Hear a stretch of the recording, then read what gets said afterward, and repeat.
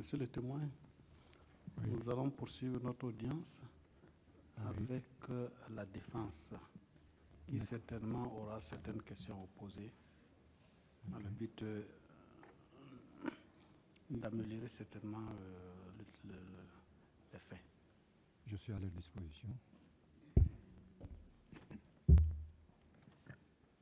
Je vous remercie, Monsieur le Président. Bonjour, Monsieur le professeur Fadoul. Bonjour. Ça ne marche pas. Ok, ça marche. Ouais. Vous avez assisté à la déposition du président de la Commission nationale d'enquête du Tchad. Oui. J'étais là. Oui, j'étais là. Vous avez aussi assisté à la déposition de M. Beko. Monsieur Berko. Olivier. Olivier, ouais. Oui, oui. Très bien. Monsieur Fadoul, à la page 3 de votre procès-verbal d'audition, Oui. vous dites, pour rappel, parmi les Agawa, certains soutenaient le pouvoir alors que d'autres étaient dans la rébellion. Ils voulaient savoir si j'étais proche du pouvoir ou de la rébellion. Est-ce que les Agawa qui soutenaient le pouvoir étaient poursuivis et arrêtés? C'est la question? Oui. Bien, je vous ai dit, et j'ai dit même dans mon livre, généralement c'est la famille Hagar qui était alliée du pouvoir. Mais au sein même de la famille Hagar, il y a eu des arrestations. Oui, moi, je n'ai pas lu votre livre. Je m'en suis simplement tenu aux éléments du dossier, et notamment du procès-verbal d'audition qui s'est passé donc par devant le juge d'instruction, si je ne me trompe pas. Hein? Oui. Et c'est là où j'ai vu que vous avez dit que certains soutenaient le pouvoir alors que d'autres étaient dans la rébellion sans précision. Et maintenant, je vous le précise. Maintenant, vous précisez que c'est seulement la famille de La famille Hagar. Hagar qui soutenait le pouvoir. Et Hissène Nabré était entouré aussi des conseillers de cette famille aussi. D'accord. Parmi les membres de cette famille, y en avait-il qui ont été poursuivis et arrêtés? Poursuivi, je ne sais pas, mais arrêté, je sais, oui. Il y a par exemple Mohamed Salem Hagar que vous allez voir au film. Les gens comprenaient comme était, ce qui était, c'est-à-dire que les rescapés des prisons.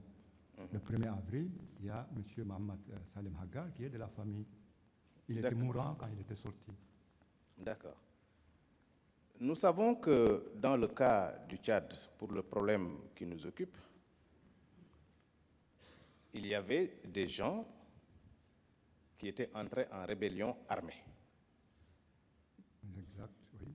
Vous, vous êtes intellectuel, vous savez ce que c'est qu'une rébellion armée. Oui.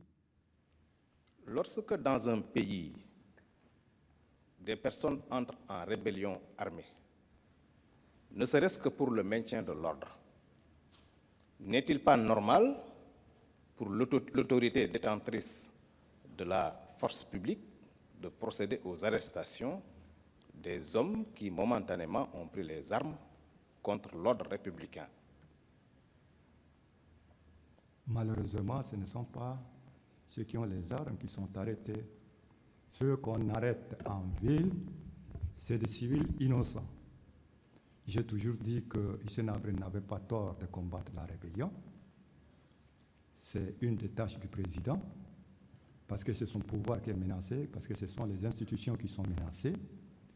Mais son erreur, bon, même si je n'utilise pas le terme erreur, ce qu'il avait fait d'anormal, c'est de s'en prendre aux civils innocents et d'exécuter les gens qui ont été pris. Parce que quand vous prenez quelqu'un qui a les armes à la main. S'il meurt des armes à la main, d'accord, parce qu'il veut vous tuer, vous voulez le tuer. Mais je n'en suis pas encore arrivé à ce qu'on a fait, à ce qu'on a arrêté. Non, je dis c'est anormal, son comportement était anormal, donc d'arrêter les civils en ville. Parce que vous me demandez s'il n'était pas normal d'arrêter les gens qui ont pris les armes. Oui, ce ne sont pas les gens qui ont pris les armes qu'il arrêtait. Parce qu'eux, ils étaient en brousse, ils se battaient. Alors là, mon problème demeure entier. Il faut nécessairement que vous m'expliquiez davantage. Parce que j'ai commencé par vous demander si c'est tous les Zagawa qui étaient poursuivis ou arrêtés, ou alors si c'était seulement ceux qui avaient pris les armes et qui étaient dans la rébellion. En vous rappelant au préalable que vous-même, vous avez fait la distinction entre les Zagawa qui soutenaient le pouvoir et donc qui, en principe, n'étaient pas inquiétés, et les autres qui avaient pris les armes. Si vous revenez maintenant pour dire que c'était tous les Zagawa, même ceux qui étaient dans la brousse, les civils qui étaient poursuivis et arrêtés, alors j'ai un problème. Je voudrais que vous soyez plus précis dans votre pensée. Mais quel est votre problème? Parce que je vous dis que la communauté était visée. La communauté était considérée comme solidaire face à Issenabré. Maintenant, au sein de cette communauté, il y a quand même des poches qui soutenaient Issenabré, telles que la famille Haga. Mais même dans la famille Haga, ce n'est pas tout le monde qui soutenait Issenabré. Il y avait des gens qui étaient avec la rébellion. Mais généralement, c'est toute la communauté qui était visée dans son ensemble. Très bien. C'est toute la communauté qui était visée dans son ensemble. Mais de façon générale, et je reviens toujours sur la question, lorsque une partie de la population dans un État donné, ça peut être le Tchad, ça peut être le Sénégal ou ailleurs, cette partie de la population prend les armes pour entrer en rébellion. La question, ne trouvez-vous pas normal pour la puissance détentrice de la force publique de procéder à l'arrestation de ces personnes momentanément entrées en rébellion, même s'il faut discuter par la suite? Est-ce que vous ne trouvez pas ce premier acte normal? Non, je corrige que ce n'est pas toute la communauté. Je vous dis que c'est la communauté qui est visée. Mais ce n'est pas toute la communauté qui a pris les armes contre Issenabré. Même s'il y en a qui avaient de la sympathie pour la rébellion, ce n'était pas toute la communauté. C'est-à-dire que pour le régime, comme les membres d'une ethnie sont solidaires, et comme Idriss Déby et Hassan Diamo sont des personnalités de grande influence, il faut neutraliser tous ceux qui pourraient lui créer des ennuis. Et je crois que ce n'est pas tout à fait, c'est-à-dire anormal, c'est tout à fait anormal d'arrêter les innocents. Ça, je ne peux pas être d'accord avec vous. Je ne parle pas encore de l'arrestation des innocents. Je ne parle pas non plus de la communauté qui est visée. J'ai bien parlé de la frange de la population qui a effectivement pris les armes pour entrer en rébellion. Mais combien il avait arrêté? Il faut lui poser la question. Parmi ceux qui avaient les armes, combien étaient dans le cachot? Je n'ai aucune possibilité de lui poser des questions. questions. Donc, il n'y avait pas ceux qui avaient les Idriss Déby. Il y avait 77 personnes qui étaient sorties de N'Djamena dans la nuit. Il y en a qui sont sortis vers le Soudan, vers l'Est. Il y a d'autres qui ont traversé le fleuve par le Cameroun. Ils avaient différentes missions. Ceux qui étaient sortis vers l'Est, c'était dans la pensée de faire face à l'armée qui va les poursuivre. Ceux qui étaient sortis du côté de Kousséri, c'était ceux qui devaient faire la campagne. Ils ont appelé ça la révolution du 1er avril. C'est ce qu'ils appellent la révolution du 1er avril. Donc, ils se sont scindés en deux. Il y avait 77 personnes qui étaient sorties. Mais ce ne sont pas ces 77 personnes qui étaient arrêtées, je vous en prie. Ils n'étaient pas arrêtés. Ceux-là étaient partis, ils se sont battus. Peut-être il y en a qui ont été tués sur le chemin, qui étaient pris, etc. Mais ceux qu'on a arrêtés, c'était les gens qui étaient en ville, qui étaient restés en ville. Si vous voulez, je peux vous concéder que l'arrestation de ces civils qui n'avaient rien fait n'était pas normale. Oui. Je ne parle pas de ça. Mais vous parlez de quoi alors? Même si c'est 17 personnes, de ceux qui ont pris les armes, qui se sont rebellés, je parle de ceux-là. Bien, vous parlez de cela. Oui. Prenons Idriss Déby et Hassan Diamos.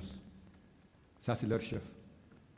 Hassan Diamos était blessé à Hajar Marfaïn et capturé. Mais est-ce qu'ils l'ont jugé? On a trouvé son cadavre. Idriss Déby n'était pas arrêté. Mais quelle autre personne en armes dont vous parlez, moi je ne sais pas. Parce que ces gens qui étaient en armes, c'était des gens qui se battaient au front. Si on les arrêtait, soit on les exécutait sur place, soit on les amenait dans les cachots et on les prenait pour les exécuter ou ils mouraient de faim. Mais les autres, c'est des milliers et milliers qui ont été arrêtés.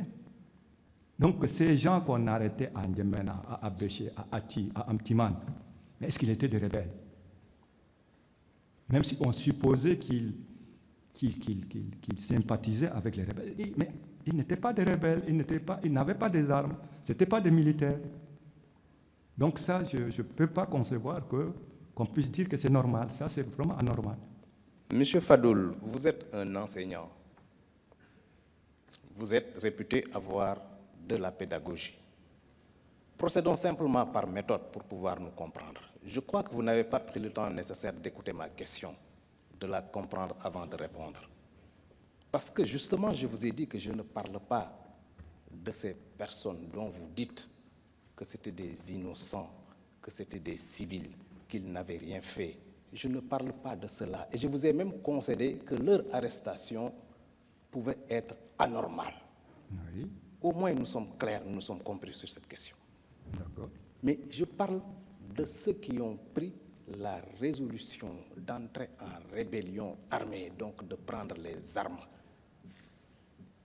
La question est bien circonscrite. Ces personnes qui font face, est-ce que vous trouvez normal qu'elles soient arrêtées? C'est ça la question.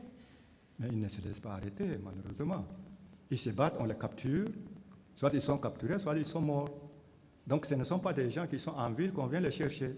Oui, c'est des mais gens qui se battent au front. Autrement, lorsque la puissance publique procède à l'arrestation, À la capture, oui, vous voulez dire.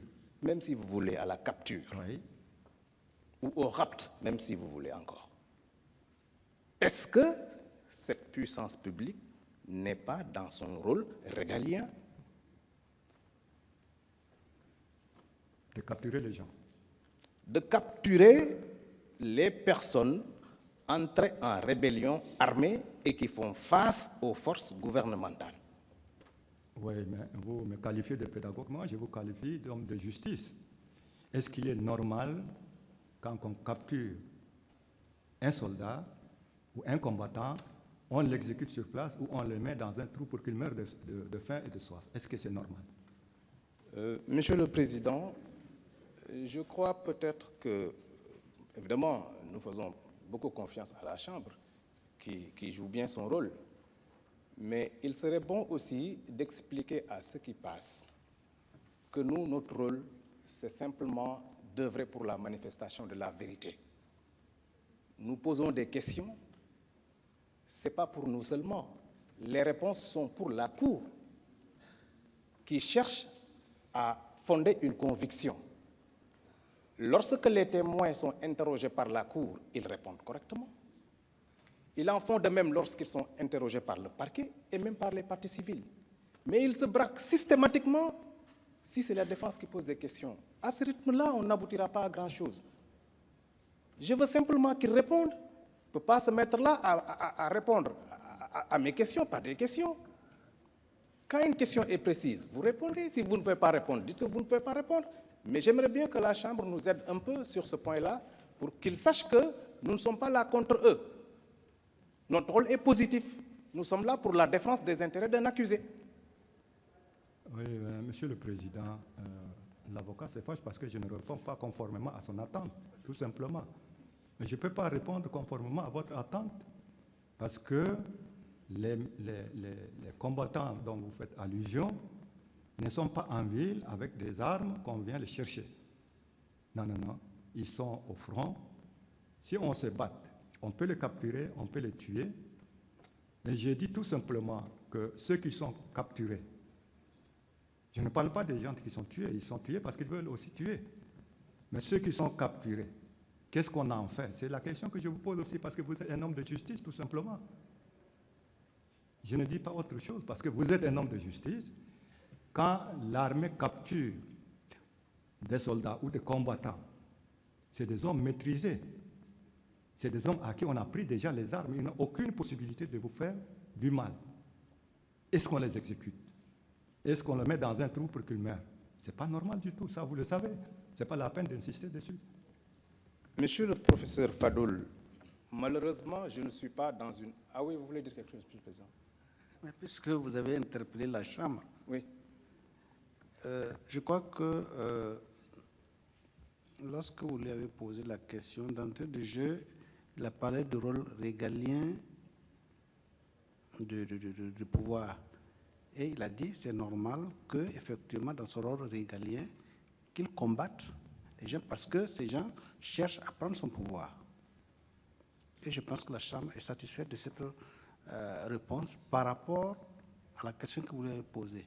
Mais vous avez voulu pousser plus, mais la Chambre ne fait que constater. Sinon, je crois que c'est dommage qu'on n'ait pas, comme dans certaines juridictions, des transcripts où on peut relire sur le champ ce que le témoin donne comme témoignage. Autrement, si on était à mesure de pouvoir faire défiler la réponse du témoin, je crois que les premiers mots, c'est qu'effectivement, il a expliqué que c'est un rôle de la puissance publique de combattre quiconque empiète sur son pouvoir. Et dans ce sens-là, moi, je crois que la Chambre est satisfaite de la réponse donnée. Merci, Monsieur le Président. Moi, personnellement, je n'ai pas entendu le témoin parler de rôle régalien. C'est moi-même qui ai prononcé l'expression. Mais si vous estimez que sur ce point précis, vous êtes satisfait, c'est ce que je cherchais. Je pense que le témoin a admis qu'effectivement, oui, ça c'est son rôle. Quiconque empiète sur le pouvoir, il a un droit de se défendre et de poursuivre ces gens. Et je pense que là, nous sommes d'accord et nous sommes satisfaits de cette réponse par rapport à la question qui a été posée. C'est ce que je voulais vous faire remarquer. C'est ce que j'ai dit. Je dis que moi-même, c'est ce que je cherchais. Donc, si la Chambre est satisfaite sur ce point, j'ai atteint mon objectif. C'est ce que je cherchais. Je continue. Monsieur Fadoul, répondant à une question de Madame le procureur général, vous avez dit, parlant de l'arrestation des Agawa, qu'elle procédait d'un travail méthodique, que ceux qui procédaient aux arrestations, à savoir les militaires et les agents de la DDS, avaient commencé par les grands commerçants pour en arriver aux fonctionnaires et enfin pour étendre la mesure à tous. Que c'était au bon vouloir des militaires et au bon vouloir de la DDS. Cela étant, est-ce que ces gens qui ne faisaient qu'à leur bon vouloir avaient besoin d'un ordre de qui que ce soit pour faire ce qu'ils faisaient? Il avait besoin d'être protégé. Il avait besoin d'être couvert. Et c'est justement ce que Sénapré faisait. Merci. Ils n'avaient pas besoin d'ordre. Ils agissaient selon leur bon vouloir. Ils faisaient effectivement ce qu'ils voulaient. Tout ce dont ils avaient besoin, c'était la protection. Et vous avez même ajouté, discours ou pas discours du président, les arrestations se poursuivaient. Oui. Alors, la protection dont vous avez parlé, quelle preuve en avez-vous? Comment s'est manifestée cette protection? Bien. Alors, la DDS, je vous ai dit que c'est une structure de l'appareil d'État. la gendarmerie, comme l'armée. Hissène Habré est le chef. Personne dans cette salle ne peut dire que Hissène Habré ne pouvait pas savoir ce qui s'est passé à N'Djamena, à Abéché, à Amtiman, à Ati. Les arrestations en masse, les exécutions en plein air, c'est-à-dire dans la brousse, tout ça, il devait être au courant. Je dis l'erreur qu'il avait donc faite, ou bien, c'est-à-dire que la faute, c'était de ne pas vouloir arrêter ses activités. Il aurait dû arrêter ses activités. Je n'ai jamais dit qu'il n'a pas le droit de combattre la rébellion, mais il n'a pas le droit de massacrer le peuple tchadien. Vous avez répondu à ma question. Je continue. Pour en venir toujours à votre arrestation, en donnant lecture de votre déclaration contenue à la page 3 de votre procès-verbal d'audition, je m'étais arrêté au premier paragraphe de la déclaration. Le deuxième paragraphe suivait et il disait « Il voulait savoir si j'étais proche du pouvoir ou de la rébellion. » Vous avez été arrêté, n'est-ce pas? Oui, oui, oui.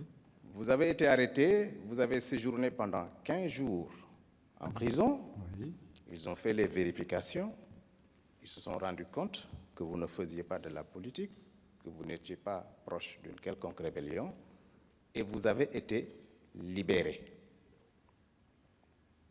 On ne vous a pas éliminé. Ne pensez-vous pas que les arrestations d'autres personnes aussi pouvaient procéder du même objectif de recherche de personnes agissant illégalement dans le cadre d'une rébellion armée pour arrêter les conséquences de cette rébellion? Vous ne le pensez pas? D'abord, ne généralisons pas les choses. Revenons à la famille. Si je prends votre question, donc vous pensez que les frères qu'on avait pris chez eux, dans leur lit de malade, dans la rue, dans le bureau, c'était des militaires avec l'arme à la main ou bien des politiciens? Je vous dis non. C'est des gens civils comme vous et moi qu'on avait pris et qui ne sont plus ressortis de la prison. Très bien. Vous disiez tantôt ce matin que vous n'aviez aucune possibilité d'identifier le président Hissène Habré. Oui. Parce qu'il était dans des lunettes noires, enturbané, bien qu'étant là à moins de 4 mètres de vous, vous ne pouvez pas savoir si c'est lui ou pas. Oui. Mais il me semble que vous avez des aptitudes que le commun des mortels n'a pas, parce que, à la page 6 de votre procès-verbal d'audition, vous dites ceci. Mais c'est le deuxième paragraphe qui est le plus important. Je suis cependant obligé de commencer par le premier. Compte tenu du fait qu'Hassane Diamous était notre beau-frère, Idriss Déby, notre oncle, Hissène Habré a voulu nous exterminer parce que la famille était nombreuse. Et, c'est ça ce qui est important, il a pensé que nous pouvions jouer un rôle central dans la rébellion. Et quelle est la question? Elle arrive. Vous n'avez jamais vu Hissène Habré physiquement au Tchad. Vous ne l'avez jamais approché autant que ce que vous faites ce matin. Et vous affirmez qu'il a pensé que nous pouvions jouer un rôle central dans la rébellion. Entendait-on sa pensée? Quel est le pouvoir qui vous a permis de lire dans sa pensée alors que vous ne l'avez pas vu pour pouvoir affirmer qu'il a pensé que nous pouvions jouer un rôle central dans la rébellion? Je dis tout simplement qu'on n'a pas besoin de lire dans la tête de Hissène Habré pour comprendre les faits. Les faits parlent d'eux-mêmes. Je vous ai dit que notre famille, c'est une famille très nombreuse. On avait un lien matrimonial avec Hassan Diamous, avec un lien consanguin avec Idriss Déby, et la manière dont on avait agi parle d'elle-même. On n'a pas besoin d'aller ouvrir la tête de Hissène Habré et lire dans sa tête. Monsieur le professeur Fadoul, vous savez ce que vous faites. Vous savez ce à quoi vous pensez. Mais la personne que vous n'avez pas vue, vous ne savez même pas si elle a pensé ou pas. Vous ne savez pas si elle dort ou pas. Vous vous levez et vous dites qu'il a pensé. Il a pensé. Là, vous ne lisez plus dans la pensée de quelqu'un parce que vous ne l'avez même pas vu. Alors, qu'est-ce qui vous permet d'affirmer dans un procès verbal d'audition destiné à bâtir la conviction d'une juridiction que le président Habré a pensé que nous pouvions jouer un rôle central dans la rébellion? Ça, ce n'est qu'une évidence. Mais ce n'est qu'une évidence. Ce n'est qu'une évidence. Je vous dis très bien. Que vous êtes satisfait. Oui, je suis satisfait. Okay. Je suis satisfait. Monsieur le professeur Fadoul, vous qui êtes professeur, chef de département d'études supérieures, il me plaira certainement de parler avec vous de textes, parce que... Je vous rappelle que je ne suis pas un homme de droit. Parce que, oui, je sais, parce que vous sanctionnez positivement ou négativement le travail de vos étudiants. Oui. Nous avons ici le décret qui crée la DDS et qui, en son article 2, dit « Par délégation permanente du président de la République, le ministre de l'Intérieur et de la Sécurité en assure la tutelle sur le plan administratif. » Vous avez ici une attestation de mise en liberté concernant M. Marabay Toundjibedji, ou Marabi Toundjibedji si vous voulez, qui a été signée par le ministère de l'Intérieur. Je peux vous montrer les deux documents si la Chambre le permet. Voilà l'article 2 du décret. Oui. Et voilà l'ordre de mise en liberté. Oui. Je vous ai déjà donné lecture de l'article 2, et là je vous montre l'acte de mise en liberté signé par le ministère de l'Intérieur. Oui. Alors, qu'est-ce que cela vous suggère? Quel sentiment avez-vous à la lecture de ces deux documents? Mais les faits qui ont été commis de 1982 à 1990 ne se limitent pas à ces deux textes. Je vous en prie. Vous parlez de Marabi. Marabi est un seul individu. Moi, je parle des milliers qui sont partis. Où sont les certificats de liberté de ces gens-là, de tout ce monde-là? Vous parlez d'une seule personne. Où sont les certificats de liberté de ces gens-là? Vous savez, où sont les corps de ces gens-là? On ne sait pas. On les prend, ils disparaissent dans les cellules. Il faut parler d'une façon générale. Vous ne prenez pas un seul exemple et vous voulez généraliser. Non. Bien sûr que le texte, il est là, le décret. Bon, le décret vous dit que la DDS est sous la tutelle administrative du ministère de l'Intérieur, mais la réalité est autre. Ça, je vous le dis. La DDS agissait en dehors du ministère de l'Intérieur. Bien sûr que le ministre, on nous a dit, moi je n'ai pas vu des mesures, le ministre de l'Intérieur avait même une prison à domicile.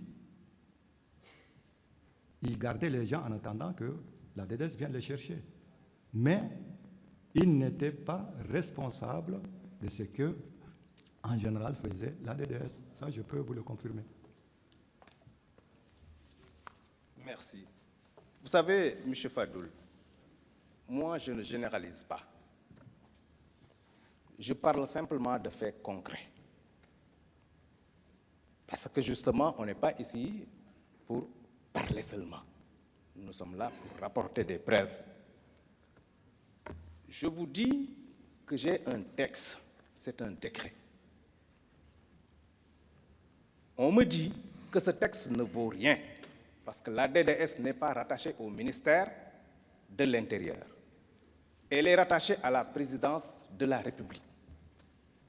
J'ai un arrêté de libération pris par le ministre de l'Intérieur. Je le produis pour prouver que la tutelle qu'exerce le ministère de l'Intérieur sur la DDS est réelle. En voilà une preuve. Or, vous faites des déclarations et j'attends encore les preuves de ces déclarations. Voilà ce qui explique que je ne généralise pas. Alors, que vous inspire ça? Et je vous rappelle. Je continue, je vous rappelle. Vous me laissez répondre. Je vous rappelle, c'est dans le cadre de la même question, comme ça vous répondrez, on n'en reviendra plus. Je vous rappelle que c'est vous-même qui avez déclaré ici que le président Hissène Habré pouvait être informé, comme il pouvait ne pas être informé. Tout ça, c'est des suppositions. Je le redis, oui. Au-delà maintenant des suppositions, moi, j'apporte une preuve qui est là. Mais je vous demande que vous inspire cette preuve. Si vous avez d'autres preuves, sortez-les. J'ai des preuves aussi. La preuve, c'est mon frère Mohamed Fadoul qui est pris, qui n'est pas revenu.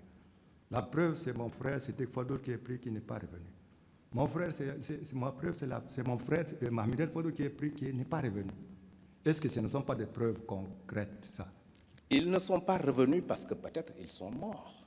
Et qui les a tués? C'est pas ça la question. Mais c'est bien sûr, on est là pour ça. Mais moi, c'est moi qui pose les questions. Je suis derrière les traces de mes frères. Où sont-ils? C'est la question que je lui pose. Il faut lui demander de répondre. C'est à vous de répondre à mes questions. Si vous avez l'opportunité de lui poser des questions, vous le ferez allègrement. Mais pour le moment, c'est à vous de répondre à mes questions.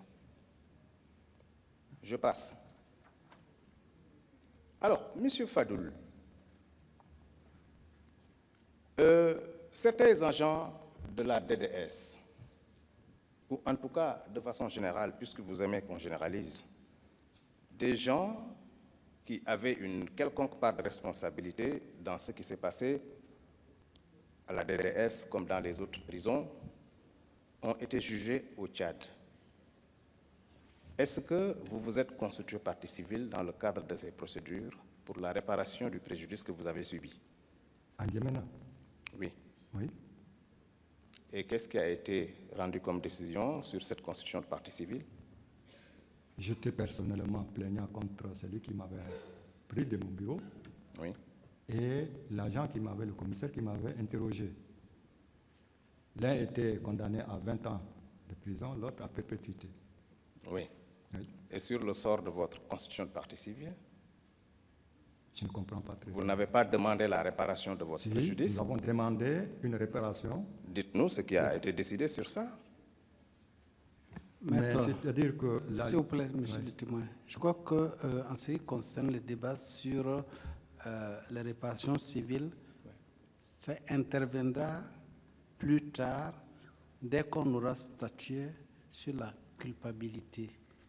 Et c'est comme ça que nous pensons ordonner les débats. Pour l'instant, on va débattre sur effectivement la culpabilité, mais en ce qui concerne... Parce qu'il y a un problème juridique qui se pose là-dessus. Je sais. Voilà, donc pour l'instant, ne dévançons pas, comme on dit, le corps dans l'eau, et ça fera l'objet effectivement d'un débat ultérieur. Je sais, Monsieur le Président, je vais abandonner cette question, non sans rassurer la Cour que je ne cherchais pas à parler de sa présente constitution de partie civile, ni de sa recevabilité, ni de son bien fondé, mais je cherchais juste une information sur ce qui s'est passé au Tchad. Mais bon, nous nous réserverons le droit de revenir sur cela. Alors, au niveau du parquet général, des questions vous ont été posées. Pour revenir sur les actions que vous avez intentées ou que vous auriez pu intenter en ce qui concerne les auteurs de pillage de vos biens, notamment des comptes bancaires des membres de votre famille. Je voudrais revenir quand même un tout petit peu sur cette question. Est-ce que vous, personnellement, votre compte bancaire a été vidé?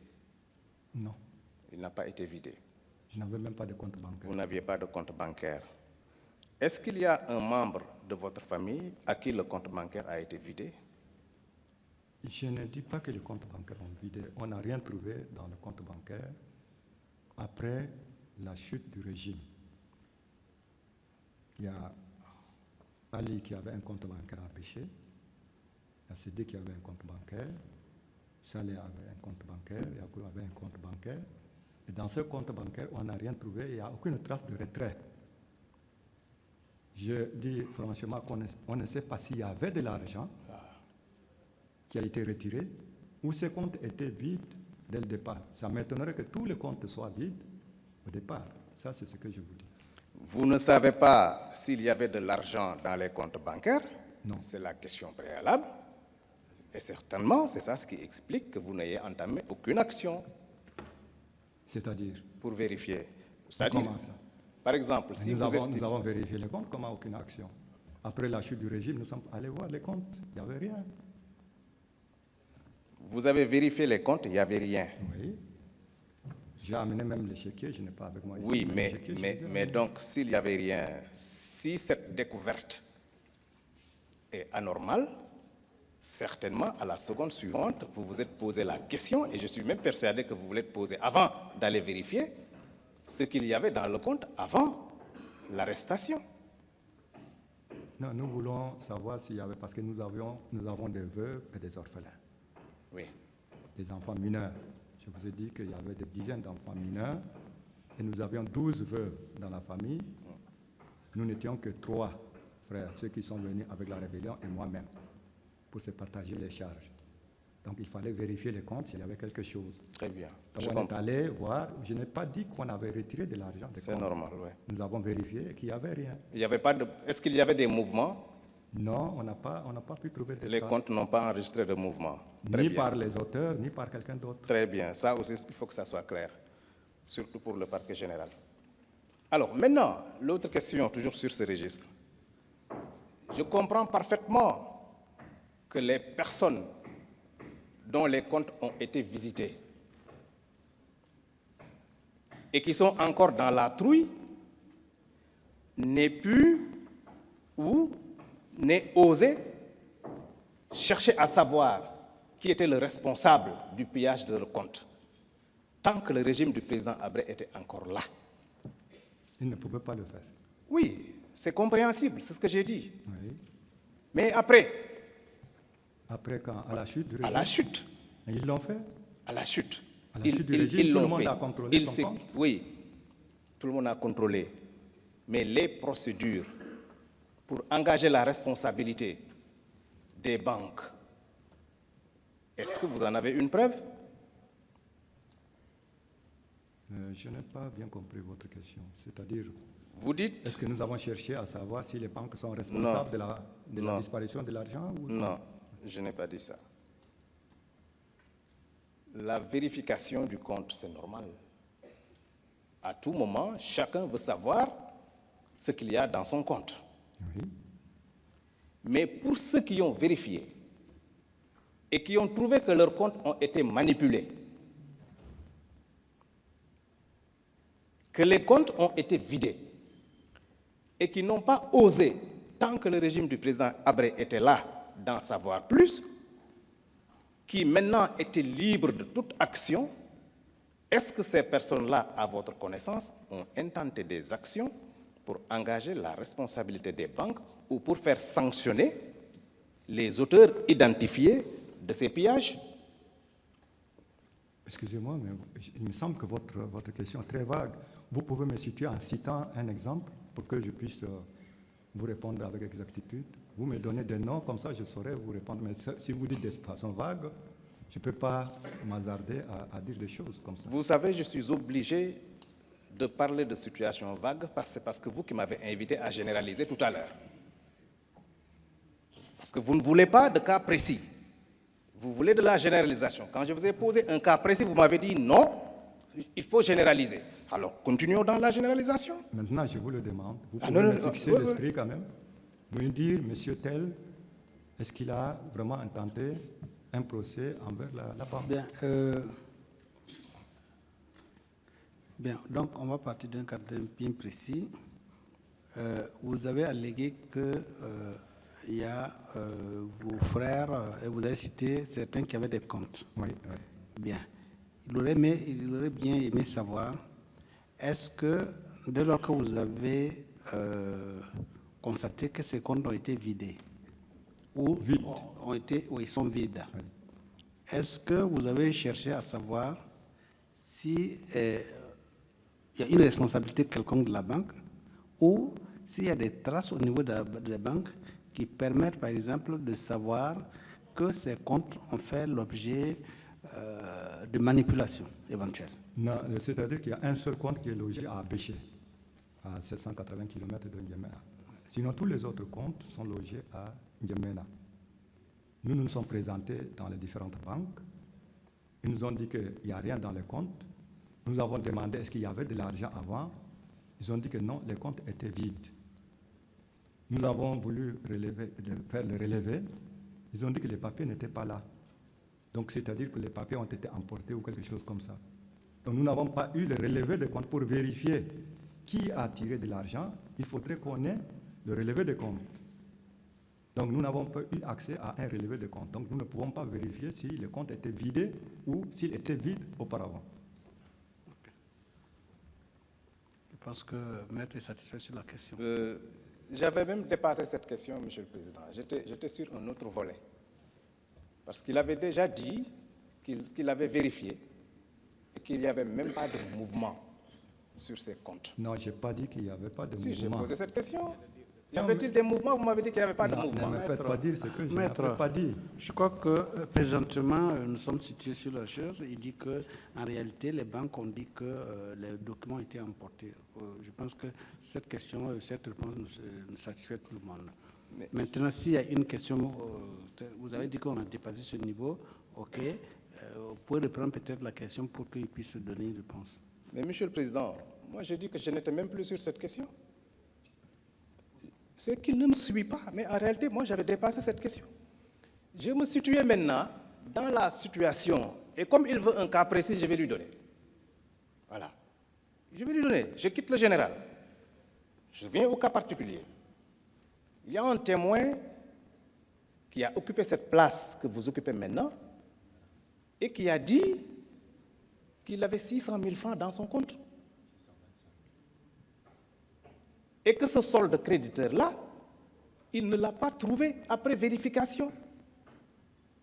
Ça, c'est un cas différent de celui de vos parents pour lesquels vous n'avez rien trouvé dans le compte. Mais pour ce cas précis, je comprends, comme il l'a dit, qu'il avait encore la peur au ventre, qu'il n'osait rien faire tant que le régime du président Habré était là. Mais à la fin de ce régime, quand il a été libéré de cette peur, et ça c'est la question qui a été posée par le parquet général, qu'est-ce qui empêchait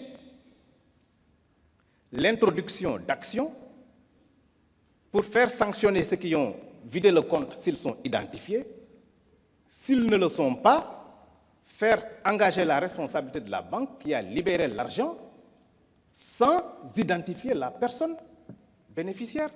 Voilà la question, elle est précise. Oui, mais la question, ça peut être une discussion vaine, parce que vous avez posé la question à l'intéressé lui-même. Il vous a répondu. En quoi cela me concerne? Mais cela vous concerne parce que le procureur général vous a interrogé sur ça ce matin, comme pour faire la contre-preuve de ce que nous avions fait avec la personne intéressée. Et vous avez répondu. De la même façon que vous répondez au procureur général, répondez également à la défense. Qu'est-ce que j'avais dit? Je ne me rappelle pas. Si vous voulez, vous pouvez ne pas répondre. Monsieur le Président, Je passe. excusez-moi. Je passe. Non, répétez-moi ce que j'avais dit. Je peux vous ne voudrais répondre. pas qu'on intervienne si l'accusé estime qu'il n'est pas concerné par la question et qu'il ne peut pas donner de réponse. Maître en prend acte. Oui, j'en prends acte. J'en prends acte. Alors, monsieur le professeur Fadoul, vous avez déclaré ici que vous avez rencontré le président Idriss Déby. Oui. Quelques mois. Quelques mois avant de venir ici. Oui, dans le cadre de mon association. Dans le cadre de votre association. Oui. Est-ce qu'on peut savoir si c'était pour la préparation de votre intervention ou pas? Pas précisément. C'était avec les autres associations. Oui. La commission rogatoire devait venir au Tchad et nous avons voulu rencontrer le président pour discuter sur l'avenir, c'est-à-dire que sur l'après. Donc tout ça, qu'est-ce que le Tchad deviendrait? On avait discuté et j'avais posé le problème de réconciliation. C'est en ce moment qu'il avait dit qu'il est d'accord pour la réconciliation, mais on ne peut le faire qu'après le jugement. Très bien.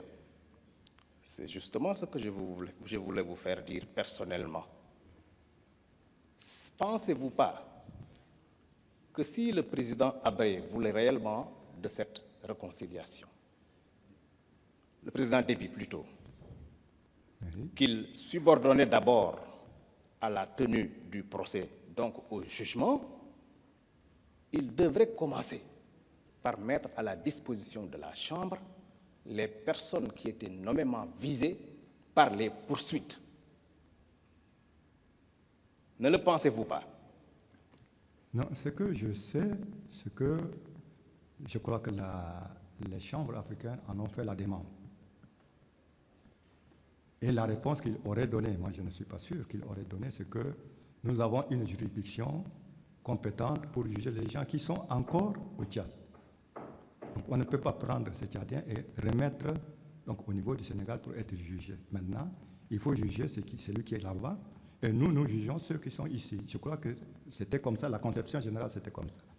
Mais les mobiles réels du refus ou du jugement des agents de l'ADS au Tchad, je ne peux pas vous le dire. Je ne vous demande pas les motifs. Oui. Je ne vous demande pas les motifs. Pour dire juste et simple, vous l'avez dit, c'est un refus. Il a refusé de mettre à la disposition des chambres africaines les personnes visées nommément par les poursuites. Mais ça a été dit par nos avocats, ça a été dit par Oui, par la presse, tout le monde l'avait dit, c'est Oui. pas moi qui le dis. oui. Ce n'est pas vous qui le dites, c'est un constat. Oui. Et je vous dis maintenant, selon vous, est-ce que vous ne pensez pas que ce besoin de réconciliation qui nécessite que l'abcès soit crevé ne méritait pas que ces personnes-là soient mises à la disposition de la Chambre pour être jugées, parce que les premiers concernés par l'accusation, ce sont eux. C'est-à-dire que si Là, c'est vous que conditions- j'interpelle. Je réponds. Oui, bien sûr. Si les modalités de réconciliation sont fixées par cette Chambre, c'est-à-dire que si la réconciliation doit être conçue par cette Chambre, je crois qu'il est nécessaire que tout le monde se retrouve au même moment. Mais si la réconciliation devrait se faire après le jugement de cette Chambre, je ne vois pas la nécessité de leur présence ici. Vous n'en voyez pas la nécessité. Alors, et ce sera ma dernière question, Monsieur le Président, vous qui avez constaté avec tout le monde le refus du président Idriss Déby de mettre ces personnes à la disposition de la Chambre, le croyez-vous, lui le président Déby, s'il vous dit qu'il fera la réconciliation nationale après le jugement pour lequel il a refusé de mettre ces personnes à la disposition de la Chambre? Le croyez-vous?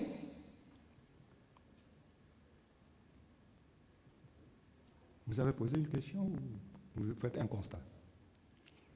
La question, tout le monde l'a entendue. Si vous voulez, vous pouvez ne pas répondre. Non, je suis un peu dur d'oreille. Vous pouvez répondre. Ah bon? C'est maintenant que vous êtes dur d'oreille. Je reprends la question. Est-ce que vous croyez le président Idriss Déby Oui.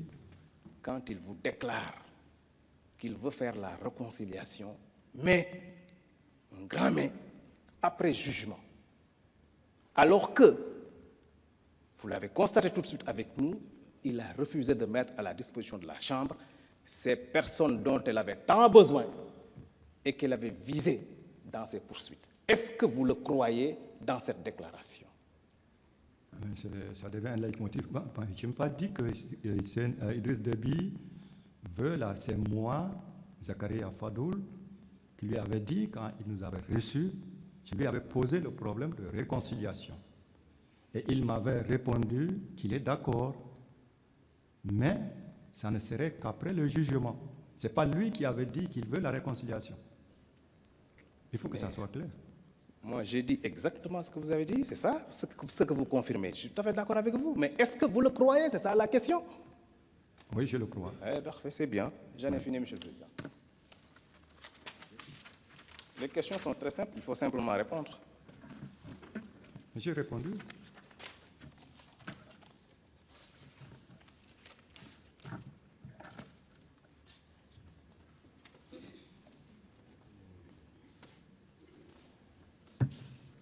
Monsieur le Président, Messieurs de la Cour, Monsieur Zakaria, Oui. c'est comme ça que je peux vous appeler? Zakaria, Fadoul, Kitir, comme vous voulez. Non, vous avez un nom de famille, non? Fadoul, C'est Fadoul votre nom de famille? oui. Et Kitir? C'est le grand-père. C'est le? Grand-père. Et Fadoul? Le père. Ah. Et Zakaria, c'est vous, votre prénom. Voilà. Donc vous avez 3 prénoms. À quoi cela peut vous intéresser? Non, mais vous posez écoutez, votre question. S'il vous plaît. attendez, je ne suis pas là pour polémiquer. Vous avez donc 3 prénoms. Mais j'en ai plusieurs. C'est comme ça que fonctionne, autrement dit, l'état civil tchadien. Maître, je crois que il vous a expliqué, donc allez-y. D'accord. C'est vrai que la question ne présente absolument aucun intérêt par rapport à la lumière que nous attendons tous de ces débats-là. Mais Mais merci, enfin, je vais monsieur. vous appeler Monsieur Zakaria, parce que c'est votre nom de famille. Oui, mais vous pouvez m'appeler comme je dis, Zakaria, Fadoul, Kitir, comme vous voulez. D'accord. Même quand vous pouvez l'appeler témoin, monsieur le témoin. Ça fait simple. Mais enfin, Monsieur le Président, il appartient à une très grande famille d'intellectuels. Alors il faut que j'en fasse état. Monsieur le témoin, c'est trop anonyme. Il faut que je l'appelle Monsieur Zakaria Fadoul Kitir. maître, est-ce que nous débutions l'interrogatoire? Alors, pour rester dans le même volet, j'ai sous les yeux la code D837 qui correspond précisément à un procès-verbal qui a été donc dressé et établi par les autorités de la police judiciaire tchadienne. Il date de 2013, vous vous en souvenez, le 29 du mois d'août 2013. c'est ça? Je sais que j'ai refusé d'être interrogé par un agent tchadien. Et j'étais interrogé par un agent de la police judiciaire sénégalaise. Ça, je sais. Bon, moi j'ai ici un document du ministère de l'Intérieur et de la Sécurité publique, secrétariat général, direction générale de la police nationale, Oui, mais direction de la police judiciaire, sous-direction des affaires criminelles. oui, il y avait des policiers sénégalais qui étaient venus avec un D'accord. interrogatoire et j'avais refusé d'être interrogé par les Tchadiens. Pourquoi? Mais parce qu'à ma première audition, il y avait beaucoup d'erreurs, parce que j'étais interrogé d'abord comme un témoin. J'étais parmi les 2 premiers interrogés par la première commission rogatoire comme témoin. Et quand on m'a fait lire, c'était écœurant. Parce que d'abord, sur la forme, ça n'allait pas du tout. La secrétaire qui saisissait, donc qui suivait l'interrogatoire, ne pouvait pas suivre. Et elle avait tapoté n'importe quoi. D'accord. C'était Donc, écœurant, j'ai- c'est-à-dire? J'avais refusé de signer. Qu'est-ce que vous Donc c'est à entendez partir par de là que j'avais dit, si vous voulez, je veux être interrogé par un officier sénégalais. D'accord. C'était écœurant. Qu'est-ce que vous pensez? Qu'est-ce que vous voulez dire par là? C'était écœurant. Il y avait beaucoup de fautes d'orthographe. La Beaucoup de syntaxe, fautes d'orthographe. était oui. Des choses que je n'avais pas dites qui étaient écrites, il y avait des fautes aberrantes d'orthographe, il y avait Et des quoi parmi les contresens. choses que vous n'aviez pas dites et qui figuraient dans le procès-verbal? Par exemple. Par exemple, dans le procès, je me rappelle très bien, parce qu'on m'a donné le texte, même je l'ai emporté avec moi. Par exemple, le terme de Tom Erdimi, je n'avais jamais prononcé. Et Tom c'était sorti Pardon? dans le PV. Oui. J'ai dit, mais ce nom, je n'ai jamais prononcé ce nom.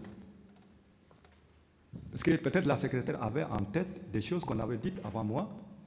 Elle ne pouvait pas suivre. Elle ne pouvait pas suivre parce que c'était De quelle personne il était fait mention dans ce... Mais il y a beaucoup de... Non, vous avez prononcé là tout de suite, vous avez dit un nom. Tom? Tom Erdimi.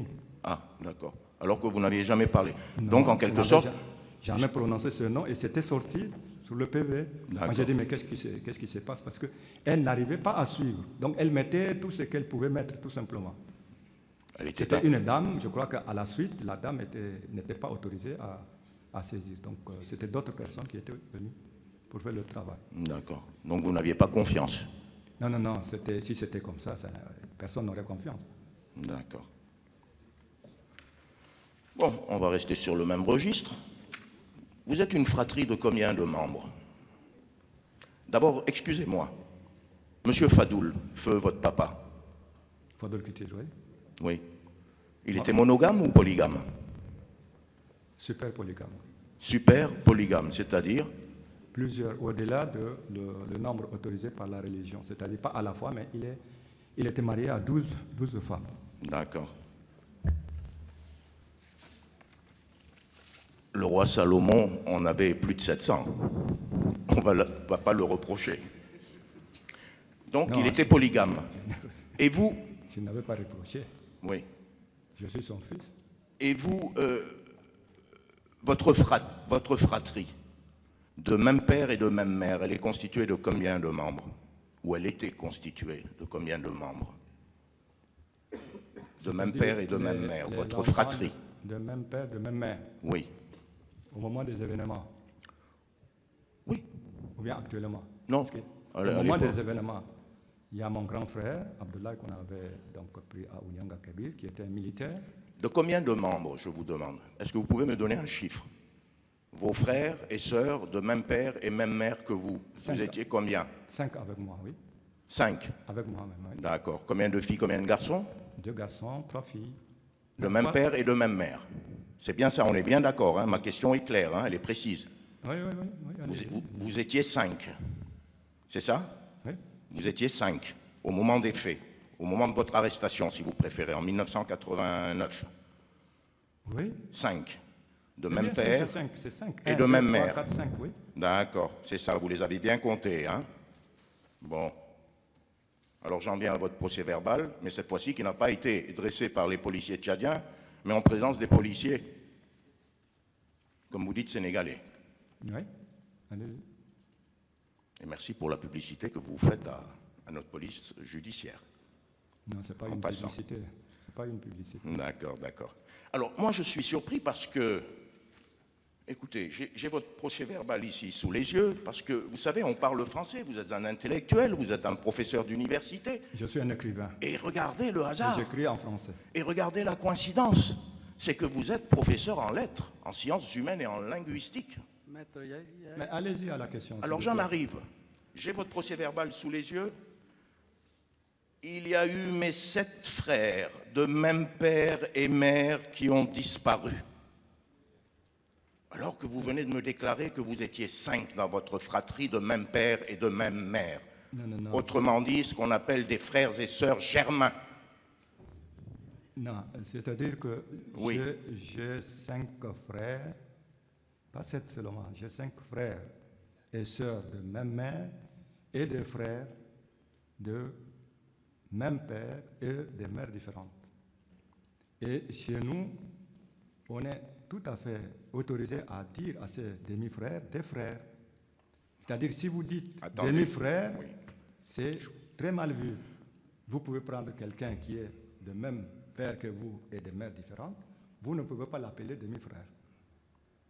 Vous l'appelez frère. Monsieur Zakaria, on va se comprendre, vous allez voir.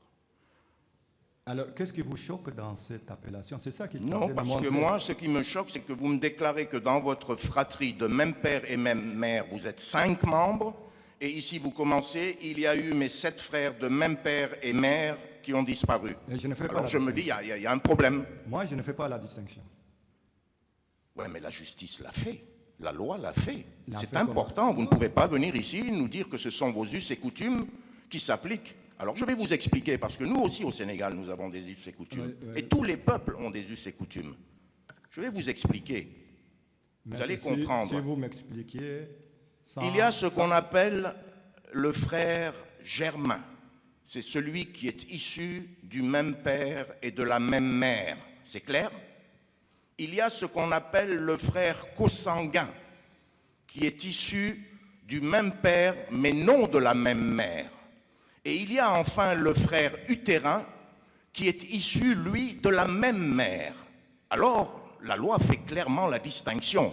Ne venez pas nous embarquer dans votre histoire de tradition et chez nous, c'est-à-dire chez vous les Agawa, c'est ça? C'est ce que vous voulez dire? Maître, Alors combien de frères germains, combien de frères et sœurs germains avez-vous? Maître, Faut qu'on soit clair. Si vous essayez de m'expliquer les choses sans essayer de me tourner en dérision, ça serait mieux, parce que vous vous emportez et je ne comprends pratiquement rien. Je ne peux pas entendre deux personnes, deux avocats debout au même moment. Je vous en prie. Pardon. Je pense que... C'est avec votre autorisation, c'est pour la sérénité des débats. Non, parce mais que... en fait, moi, si j'ai allumé le micro, c'est pour intervenir. Oui, je sais que nous avons voulez- été calmes vous- depuis le départ. Oui, Mais je pense mais que... laissez-moi continuer la Oui, direction je du vous débat. demande Vous seulement voulez 2 prendre ma minutes parce place. qu'ils ont fait une observation. Nous Vous voulez n'avons prendre pas ma fait. place? Non, je vous demande seulement 2 minutes. Avec votre... Non. Je ne vous ai pas donné la parole. Donc vous vous asseyez. D'accord, merci, monsieur. Je continue la direction des débats. Oui. Mais Si j'ai été... vous constatez que les victimes Maître, sont suffisamment traumatisées. maître, vous vous asseyez. C'est tout. Oui. Je voudrais donc m'adresser à Maître Mounir pour lui demander, pour la sérénité du débat, essayons de respecter également le témoin qui est face à vous. Si vous voulez avoir des réponses adéquates, je pense que, tel que nous avons commencé dès le départ, essayons d'aller sur cette lancée. Mais si vous haussez la voix, mais ce qui va amener également les témoins à vouloir aussi essayer de se faire entendre en haussant la voix. Donc cela risque d'avoir une perturbation par rapport au débat. Je pense que c'est dans le sens que Maître voulait intervenir. Maître, je parle de la partie civile. Donc essayons de recadrer les débats. Et tant que faire se peut, j'avais voulu le relever. Maître, vous voulez intervenir à la place de Maître Mounir? Non, non. Donc, attendez que j'ai fini avec Maître Mounir, et puis... Je n'interviens pas. Oui, ben, Je disais simplement que c'était là l'intérêt de mon intervention de tout à l'heure, pour qu'ils répondent à la défense comme ils le font avec les autres partis. Non, mais- Il n'y aurait pas de problème. non, ce sont des questions que peut-être on va régler. Et sachez que de toute façon, de tous les procès, les témoins a toujours été difficile pour la défense. Ça, je ne vais pas vous l'apprendre. Et ça, vous devez l'intégrer dans votre méthodologie. Et je ne vais pas vous l'apprendre également. C'est la raison pour laquelle je l'ai dit lorsque nous nous sommes rencontrés que, eu égard aux difficultés de la défense, je suis plus enclin à accepter beaucoup plus de temps pour la défense. Et ça, je l'ai dit. Parce que je sais que ce n'est pas la seule expérience que j'ai, que les témoins, surtout les témoins cités par le procureur, sont toujours été très hostiles à la défense. Et ça, il faut que la défense l'intègre dans sa stratégie. Et si, en dépit de cela, bon, vous élevez la voix et vous voulez avoir des réponses, c'est très difficile. Je crois que nous appartient aussi à assurer tous, autant que nous sommes, au regard des places que nous occupons dans ce procès, de contribuer à la sérénité du débat. Ce n'est pas uniquement moi en tant que président de cette juridiction. C'est vrai que j'ai la direction des débats, mais si chacun y met un peu de son sien, je pense que nous arriverons à la manifestation de la vérité. Je l'ai toujours dit, le témoin qui est là doit comprendre que chacun joue une partition. Tout le monde, autant que nous sommes, ce n'est pas parce que la défense est commise pour assurer les intérêts de l'accusé qu'il ne va pas vouloir contribuer à la manifestation de la vérité. Chacun, autant que nous sommes, essaie de contribuer à la manifestation, à éclairer les faits pour que les juges, en dernier ressort, puissent effectivement voir est-ce que M. Hissène Habré, qui est ici, a commis les faits sans qu'on ait à triturer ces faits. Voilà ce que je voulais dire. Et je pense que Maître Mounir, on pourra reprendre les débats. Je vous remercie, Monsieur le Président. vos observations pertinentes sont intégrées par la défense. Et elle tâchera donc... Alors, si j'ai parlé à haute voix, c'est simplement parce que j'ai appris il y a à peu Maître, près... si vous me permettez, je crois que c'est l'occasion de suspendre et que les esprits puissent mieux se calmer et qu'on revienne à 14 heures pour poursuivre les débats.